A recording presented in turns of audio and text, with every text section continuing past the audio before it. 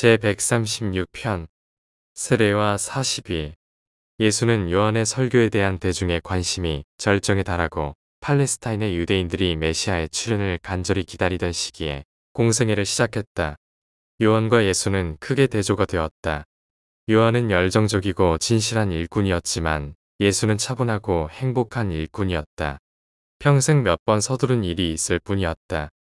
예수는 세상의 위로가 되고 모범이 되었다.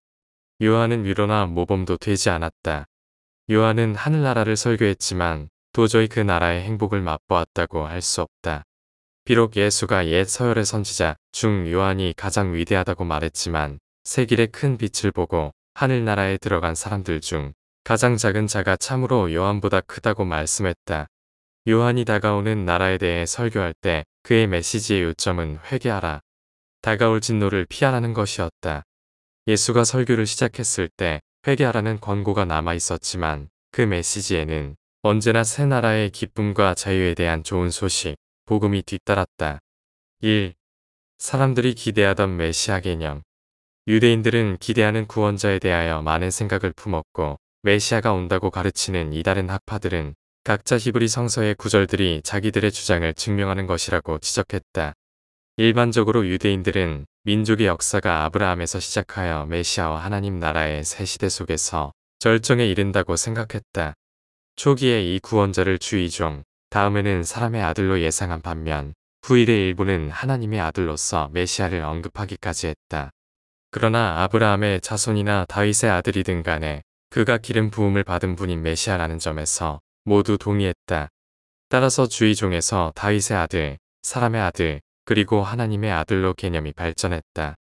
요한과 예수의 시대에 학식이 많은 유대인들은 곧 오실 메시아를 완전하고 대표적인 이스라엘 자손으로서 예언자, 제사장, 왕의 세 가지 직분을 겸비한 주의 종이라는 개념으로 발달시켰다. 유대인들은 모세가 기적적인 이적을 통해 이집트의 속박에서 조상들을 구출했듯이 오실 메시아도 더 큰 능력의 기적과 민족의 승리를 통해 유대 민족을 로마의 지배에서 구해낼 것이라고 굳게 믿었다. 랍비들은 성서에서 거의 500개의 구절을 모았는데 그 구절들은 명백한 모순에도 불구하고 다가올 메시아의 예언이라고 단언했다. 시간, 기법, 기능에 대한 세부 사항들 속에서 그들은 약속된 메시아의 성격을 거의 완전히 놓쳐버렸다.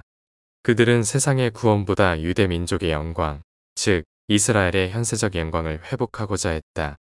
따라서 나사렛 예수는 이러한 유대인의 물질주의적 메시아 개념을 결코 만족시킬 수 없다는 것이 분명해졌다.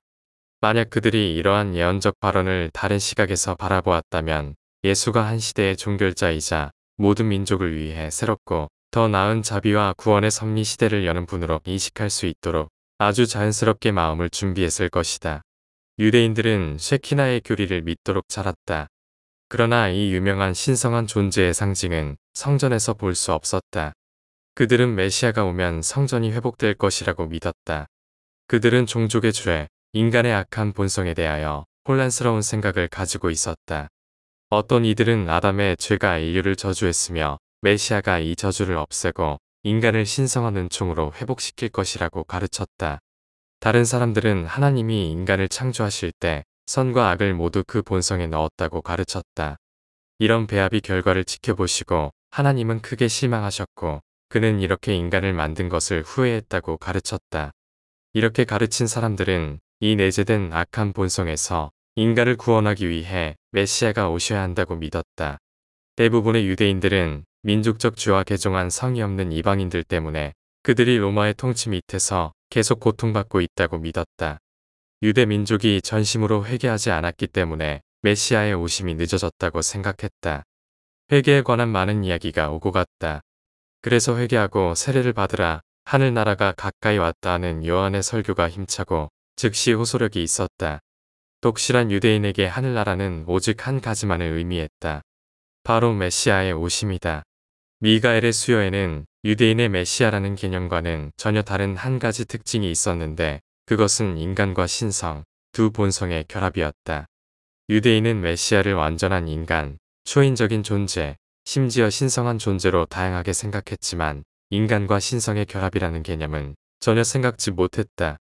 이것이 바로 예수의 초기 제자들에게 큰 걸림돌이었다. 그들은 일찍이 선지자들이 제시한 메시아의 인간적 개념을 다윗의 아들로서 이해했다. 다니엘과 후대의 몇몇 선지자들은 사람의 아들이었다. 심지어 에녹서의 저자와 동시대의 일부 사람들은 하나님의 아들로 묘사했다. 그들은 인간과 신성 두 본성이 한 성격으로서 땅에서 결합되는 참된 개념을 단 한순간도 결코 접한 적이 없었다. 창조자가 인간의 모습을 입고 육신화되는 것이 이전에는 계시된 적이 없었다.